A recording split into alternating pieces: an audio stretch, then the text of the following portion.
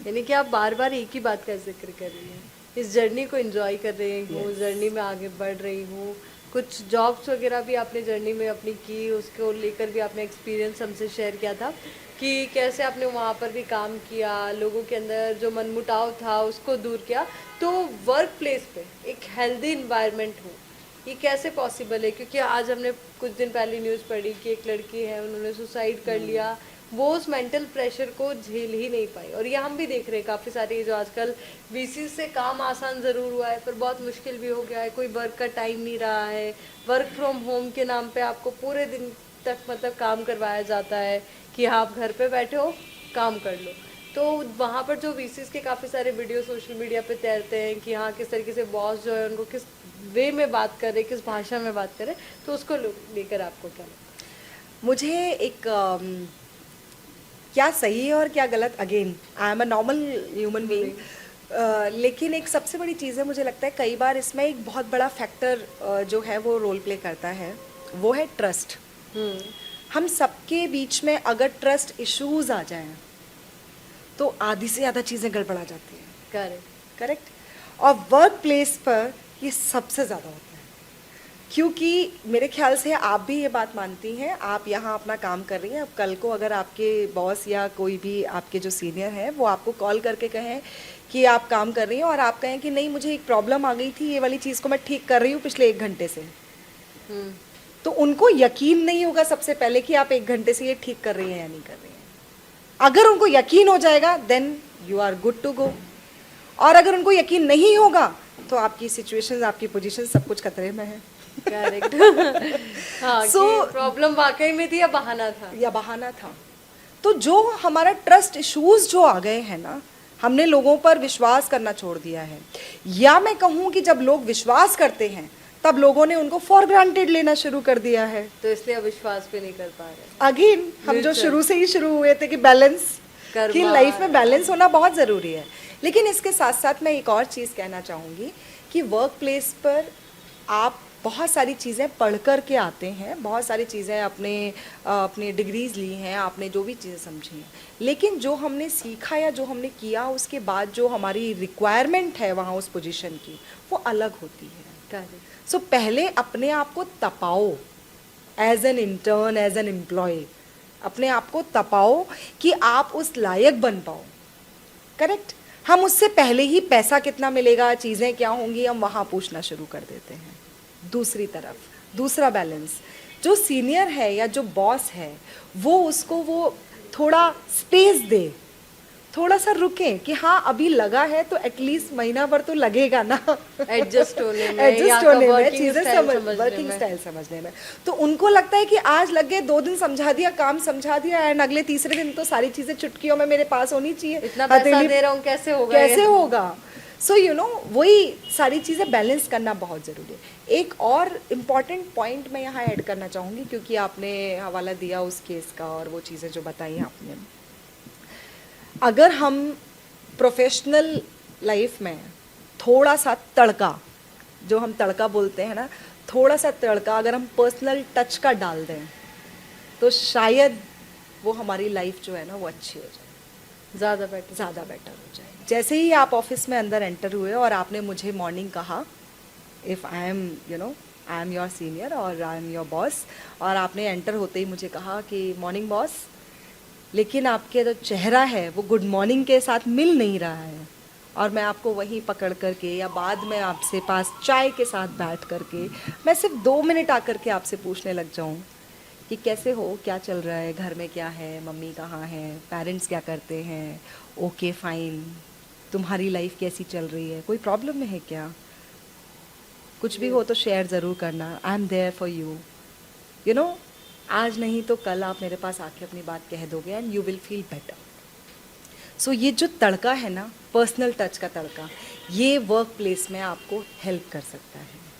आपके कलीग हैं, अगर आप परेशान दिख रहे हैं और आपके कलीग ने बोला ठीक है आपको कहीं जाना है, ओके फाइन, आज मैं थोड़ा सा एक्स्ट्रा वर्क कर लेता हूँ, मुझे दे दो, लाओ मैं कर दूँगा, या तुम्हें प्रॉब्लम आ रही है तो ओके मैं हेल्प कर देता हूँ, ये चीज़ ऐसे कर लो। यू नो, ये सारी चीज़ें ना कई बार जब मिसिंग हो जाती है ना, तब हमारे सामने केसेस आते हैं, और जिन जगहों पर, जिन कंपनीज में ये सारी चीज़ें हैं, जिस जगह पर, जिस ऑफिस में ये सारी चीज़ें हैं, वहाँ का एनवायरनमेंट देखो आप, ईंट ईंट मुस्कुराती हुई नज़र आती है। करेक्ट, ये बात है। मतलब वहाँ से वो पर्सनल फील आपका कह आपको लो, आते या हैं। फिर आपको फैमिली वाला जैसे होता है ना कि हाँ फैमिली में कोई फंक्शन है ऐसे, वो हर दिन आपका हर होता दिन है। आपका। जो बाड़मेरी कह लीजिए, या फिर कई ऐसी जगह जहाँ पर हम देखते हैं कि कोई परिवार में कुछ कलह चलता है, आपसी छिटपुट कोई घटना होती है और महिलाएं आत्महत्या तक का कदम उठा लेती है। कई अभी हाल ही के दिनों में केस आया था, टाँके में कूद गई थी अपने बच्चों के साथ। तो उनको कैसे बदला जा सकता है उस, क्योंकि वो एक दौर होता है जो मुझे लगता है ना कि उस करंट Fraction of सिचुएशन में seconds. हाँ कि आपने ये कदम उठा लिया तो उठा लिया, तो उसको कैसे डील कर सकते हैं? करेक्ट। ये पता है, ये सवाल और ये मुद्दा मेरे जहन के बहुत करीब है, क्योंकि मैं अगर बात करूं तो हमारा जो एनजीओ है सृजन फाउंडेशन, वो इमोशनल एंड मेंटल वेलबींग पे काम करता है। और अगर मैं एक अच्छी बात या मेरा एक, जिसको मैं कहूँ अच्छा अनुभव मैं आपके साथ शेयर करूँ, तो मैंने यहाँ पिछले 1 साल में 6 से 7 सुसाइड करने वालों को उस दौर से बाहर निकाला है। वो जो सोच जो बना रहे थे और करने वाले थे, उसी टाइम मैंने, शायद मेरा कॉल गया है या मेरे से बात हुई है, या उनके उस दौर में मैं कहीं ना कहीं उनकी ज़िंदगी में आई हूँ, जिससे कि मैं थोड़ी मदद कर पाई हूँ। अब मैं सवाल पर आती हूँ। जब एक महिला ये सोचती है कि ये मेरा परिवार है, तो वो पूरी तरह से उस परिवार में जुड़ जाती है, ठीक है, जिसको हम कहते हैं कि तन मन धन से वो जुड़ जाती है। एक महिला की यहाँ पर जो ज़िंदगी है, बाड़मेर के ही परिप्रेक्ष्य में लेते हैं हम, तो एक जो महिला, अगर वो घरेलू महिला है, तो उसकी ज़िंदगी की सीमा क्या है? क्या है उसकी परिसीमा? घर, बच्चे, खाना पीना, कपड़े लत्ते और पति। उसके बाद आते हैं फिर सास ससुर या जॉइंट फैमिली में जितने भी लोग रह रहे हैं। अगर न्यूक्लियर में है तो वो एक अलग बात है। लेकिन उसका वो सब रोज देते रहना, देते रहना, देते रहना। और हमने बात की थी कम्युनिकेशन की। उससे अगर कोई ये पूछने वाला नहीं है कि तेरा आज का पूरा दिन कैसा गया, तो वो उस बात के लिए तरसती है। ये यहाँ जो मेरे को महिलाओं ने अपनी बात कही है कि हमसे कोई ये पूछने वाला नहीं है कि तुम कैसी हो। सुबह से रात तक हस्बैंड अगर बाहर किसी जॉब में है या बिजनेस में है या काम दिहाड़ी का काम ढूंढने गया है, हम हर तरीके के लेवल पे बात कर लेते हैं। वो तो सुबह से शाम तक वेट ही कर रही थी ना, जिसके साथ बंद करके आई वो तो उसका इंतजार कर रही थी। जब ऐसी परिस्थितियां आती हैं तो उसके बाद में अगर उसने कुछ कहना भी शुरू किया और सामने से अगर आंसर जो है या जो बात निकली वो सिर्फ और सिर्फ तानों के मुताबिक निकल जाए, तो वो बहुत ही मुश्किल भरी घड़ी हो जाती है उसके लिए। और ऐसा अगर बार बार बार बार बार बार होता रहे, जिसको वो, अगर कई बार ऐसी महिलाएं भी मुझे मिली जिन्होंने ऐसी परिस्थितियां बताने के बाद में कहा कि उन्होंने अपने घर वालों को बताया कि मुझे इस परिवार में नहीं रहना, मुझे तलाक चाहिए। तो परिवार ने साथ छोड़ दिया, माँ बाप ने साथ छोड़ दिया और कह दिया कि अब तो शादी होने के बाद में तेरा घर वही है, हमें और भी बच्चों की शादियां करनी है, सोसाइटी में, समाज में हमारी भी इज्जत है, और अगर इज्जत है तो हमें उसके हिसाब से हम तेरे को वापस नहीं रख सकते। वो लड़की बेचारी उतनी पढ़ी लिखी नहीं है, अगर पढ़ी लिखी है थोड़ी बहुत भी, तो आगे उसको नौकरी के लिए कहाँ जाना है, किससे बात करनी है, वो उसको एक्सपोजर ही नहीं है। तो एक तो ये वाला एक कैटेगरी है जो ये वाली महिलाएं अपने आप को उस दौर में ले आती हैं कि वो किसी भी तरीके से आगे नहीं बढ़ पाती और फिर अपनी ज़िंदगी ख़त्म करने का सोच लेती हैं कि मैं इस धरती पर बोझ हूँ, समथिंग लाइक दैट। एक मुझे एक लड़की मिली जो मेरा एक प्रोग्राम हुआ था शक्ति से संतुलन यहाँ टाउन हॉल में मार्च में, और काफ़ी अच्छा प्रोग्राम था महिलाओं के लिए।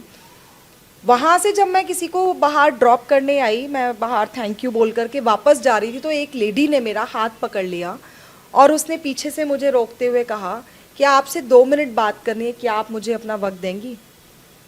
हाँ, मैंने कहा बोलिए क्या है।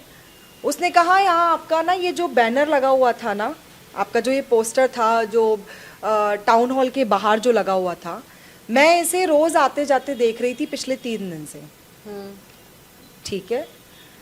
और मैं 3 दिन से आत्महत्या करने की सोच रही हूँ। ये सही घटना है, सही बात है। और मेरे उस पल में हुई ये मेरे साथ, जब मैं बिल्कुल हबड़ धबड़ में थी। मैं उस माहौल में सिर्फ लोगों को सी ऑफ कर रही हूँ, अंदर जा रही हूँ। तो मैंने कहा ओके रुको रुको 1 मिनट, ध्यान से बताओ। मैंने भी कोशिश की उसको पूरा समझने की। उसने कहा नहीं मैम कोई बात नहीं, अभी मैं ठीक हूँ। और आज सुबह पता नहीं क्यों मैं अपना कहीं जाने वाली थी काम के लिए, और मेरे को लगा कि मैं ये प्रोग्राम देख के जाऊंगी, और यहाँ से निकलने के बाद में मैं अपने घर ही जाऊंगी, आपको वादा करती हूँ। मैं आपको सच कह रही हूँ आयुषी जी, मेरे रोंगटे खड़े हो गए उस वक्त। और मैंने थोड़ा सोचा तो उसने कहा मैम आप लेट हो रहे हैं, प्लीज़ आप अंदर जाइए। और वो बहुत नॉर्मल महिला थी, कोई पढ़ी लिखी होगी। ऐसा लग रहा था देखने पे कि शायद वो ऐसा कदम उठाने की सोच। वो इंसान कभी हाव भाव से कई बार दिखाई नहीं देते हैं।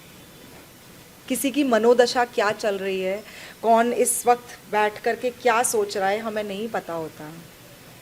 तो इसके लिए जो मेरा जो कदम उठाने के लिए, बेहतरी के लिए, जो हम अच्छे लोगों के लिए जो मदद कर पाएँ, इसके लिए मुझे बहुत अच्छा लगा कि वो प्रोग्राम एटलीस्ट हुआ, और उसने उसी वक्त मेरे पास कोई एक आकर के बोल के गया।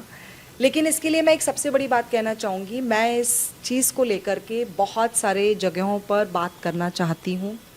मैं इस चैनल के माध्यम से ये रिक्वेस्ट करना चाहूँगी कि लोग अगर मेरे साथ जुड़ सकते हैं इस अभियान में, तो मैं काफ़ी हद तक लोगों के साथ इस पे बात करना चाहती हूँ।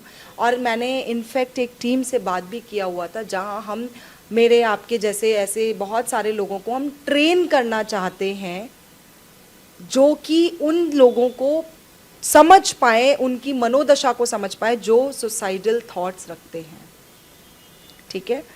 तो अगर हम जगह जगह ऐसी चीज़ों पर बात करेंगे, जगह जगह लोगों को समझेंगे, तो शायद मैं या आप या बहुत सारे लोग मिल करके ऐसे बहुत सारे केसेस को सॉल्व कर पाएंगे, बहुत लोगों की जिंदगी मिस्ट्रीज सॉल्व कर पाएंगे। और एक दूसरी चीज़ है जहाँ पर वो टच मैं नहीं करना चाहती थी, लेकिन एक ऐसी भी परिस्थितियाँ हैं जहाँ पर कुछ लोग एक्स्ट्रा मैरिटल अफेयर्स में पड़ गए हैं, और उन चीज़ों में अपनी इज्जत को बचाने के लिए भी कई बार ऐसे कदम उठा लेते हैं, चाहे वो लड़का है या लड़की है। तो उन लोगों के लिए मेरा ऐसा कहना है, अगर वो भी ये पॉडकास्ट देख रहे हैं, कि ज़िंदगी में गलतियां सबसे होती हैं, लेकिन अगर आप अपने पार्टनर के साथ, या आपकी शादी नहीं हुई है तो अपने पेरेंट्स के साथ उन टॉपिक्स पे बात करो, और उनमें जाकर के उनसे माफ़ी मांगकर या अपनी ज़िंदगी को आगे अच्छे तरीके से एक साथ बिताने के लिए ट्राई करो। सॉल्यूशंस सारी चीज़ों के होते हैं, सारी चीज़ों के समाधान हैं। देखने की सिर्फ हमारी नज़र चाहिए कि हम किस एंगल से उसको देख रहे हैं। सो वो पॉजिटिविटी के साथ अगर हम करेंगे तो जान देना जो है वो कोई सॉल्यूशन नहीं है। जिंदगी रही तो सब कुछ मुमकिन है, सब कुछ मुमकिन है। यानी कि जो प्यार था वो पा नहीं पाए, तो अब रास्ता जो है वो मौत का ही, कि यहाँ इस जमीन पर नहीं मिले तो शायद आसमान में मिल रही है। वो हीर और रांझा हो गए, लैला और मजनू हो गए, वो हमारे सामने अब दोबारा आने लगे हैं। हाँ, बस पहले के टाइम में कुछ होते थे तो वो फेमस हो गए, अब आज हर जगह हो रहे हैं, हर गली। देखिए सवाल बहुत गहरा है एक्चुअली। इसके लिए भी मैं यही कहना चाहूँगी कि सबसे बड़ी चीज़ होती है कि हम ना, एक तो इसको मैं थोड़ा दो पार्ट्स में डिवाइड कर देती हूँ ज़रा। एक पार्ट है जहाँ पर स्कूल और कॉलेज वाले बच्चे हैं जो कि प्यार में पड़ जाते हैं या अफेयर्स होते हैं और रिलेशनशिप में बहुत अच्छे से गहराई तक चले जाते हैं, लेकिन उसके बाद में उनके भी ऐसे संबंध होते हैं, ऐसी चीज़ें होती हैं जहाँ से बाहर निकलना मुमकिन नहीं है, और फिर उनके लिए वो आत्महत्या का कारण बन जाता है। तो उनके लिए मैं ये कहना चाहूँगी कि कहते हैं ना कि अति हर चीज़ की बुरी है, और समय को देखते हुए हमें वो अति समझ लेनी चाहिए, ठीक है। अगर मेरा मोटापा बढ़ रहा है, नहीं वैसे तो मेरा बढ़ नहीं रहा है उतना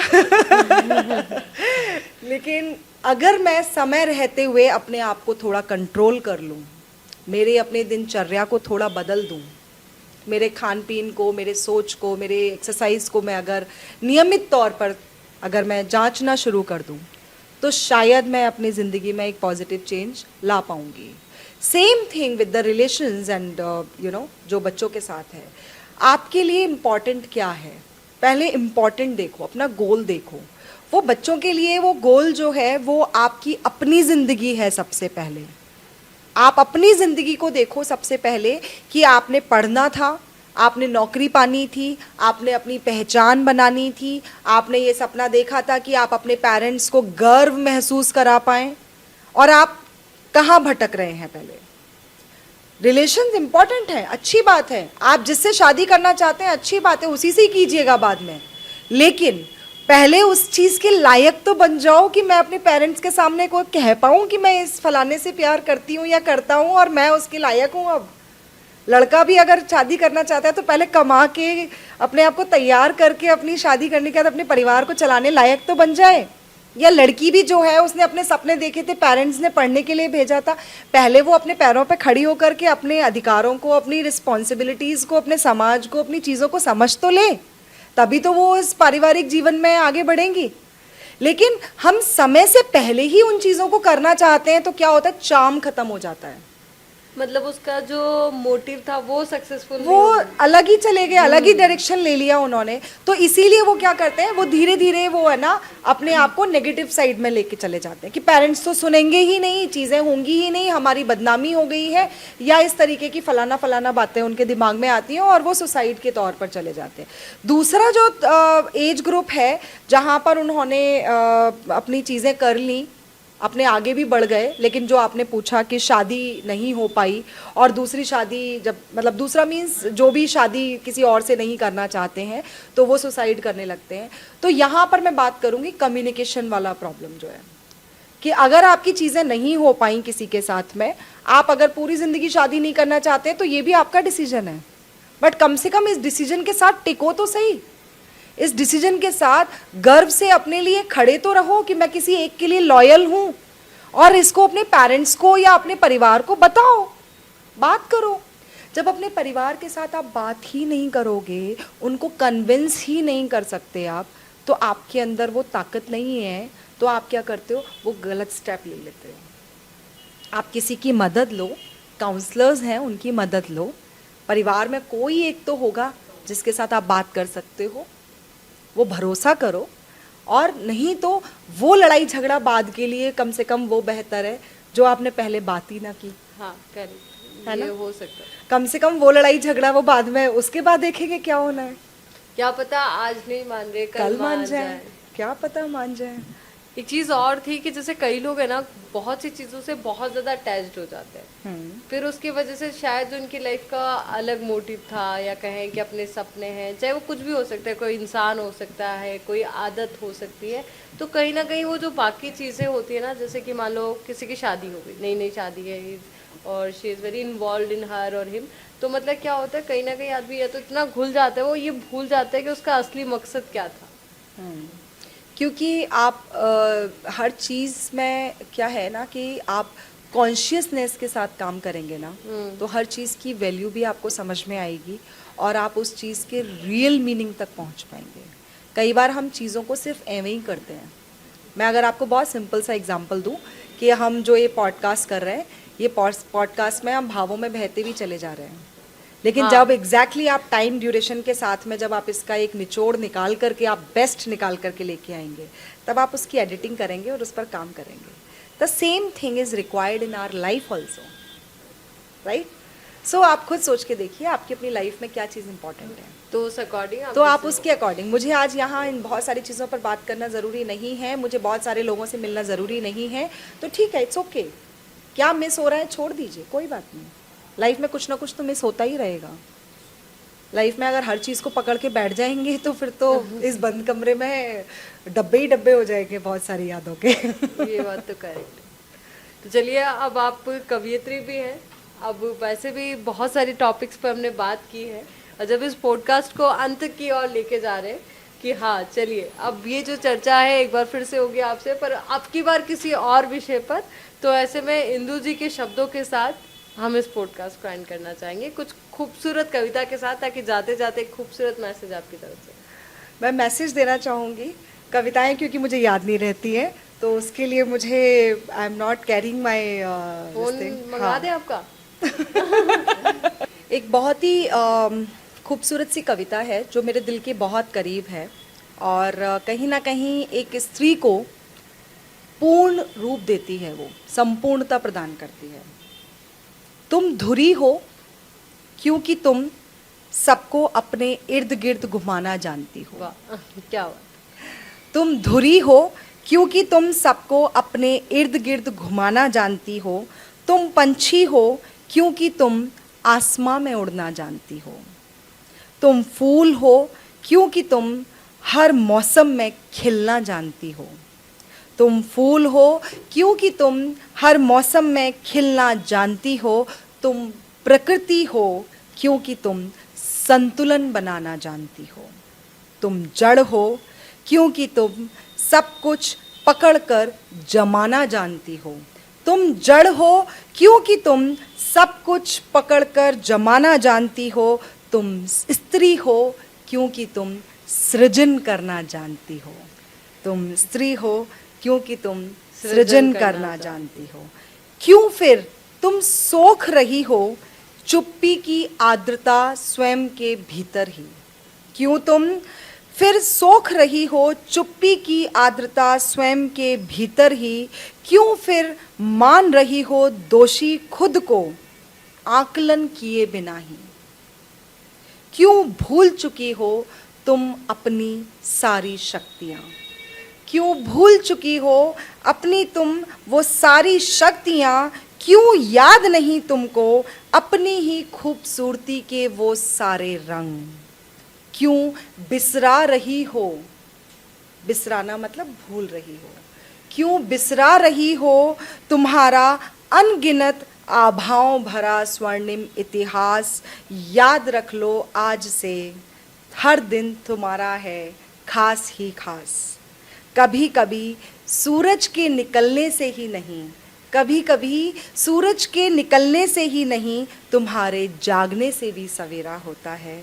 तुम्हारे जागने से भी सवेरा होता है। क्या बात है, बहुत ही खूबसूरत संदेश है। कह सकते हैं कि इस कविता के माध्यम से एक ब्यूटीफुल मैसेज तो आपने तमाम महिलाओं तक कन्वे कर ही दिया कि कैसे वो मुस्कुराती रहे, अपने अंदर जो है बातें उनको अपने अंदर ही ना रखें, एक्सप्रेस करें। कुछ और जो लास्ट में आप कहना चाहते? Life is a beautiful journey and जो ज़िंदगी एक ट्रेन की तरह है ज़िंदगी, और उस ट्रेन में जब शुरू वाली जो टिकट थी वो आपने खुद की ली थी जब आप इस दुनिया में आए थे, और आखिरी तक भी आप अकेले ही होंगे जो इस ट्रेन में रहेंगे। तो बाकी ये जो पूरी जर्नी है ना इस ट्रेन की, इसको एंजॉय करो, भरपूर एंजॉय करो, बाकी सब अपने आप होता चला जाएगा। Have patience and keep smiling. चलिए बहुत बहुत शुक्रिया इंदु जी आपका, इतना बिजी स्केड्यूल उसमें से आपने ये प्रीशियस टाइम हमें दिया, कीमती समय निकाला और अपनी इस मुस्कुराहट के साथ इस पॉडकास्ट को और मुस्कुराहट भरा आपने भरा है। और उम्मीद यही है कि अब जो जितने भी लोग हमारे जितने भी व्यूअर्स हैं जो ये पॉडकास्ट देख रहे हैं, आपकी इस मुस्कुराहट से एक इंस्पिरेशन उन्हें भी मिलेगी, आपके वर्ड्स से उन्हें एक इंस्पिरेशन मिलेगी। और अगर आपको कोई भी दिक्कत है आप इन्हें कॉन्टैक्ट कर सकते हैं, बात कर सकते हैं और अपनी प्रॉब्लम को बेझिझक इनके साथ शेयर कर सकते हैं। और अगर यही नहीं, आपके आसपास भी कोई आपको ऐसा नज़र आता है, जैसे कि इंदु जी ने कहा, फैमिली में, फ्रेंड सर्किल में या आपके कलीग्स में, जिसको आपको लगता है कि हाँ मुझे अपनी प्रॉब्लम बतानी चाहिए, तो बताइए, ज़रूर शेयर कीजिए, क्योंकि शेयरिंग इज़ केयरिंग। तो चलिए अब हमें दीजिए इजाज़त। नमस्कार। Thank you.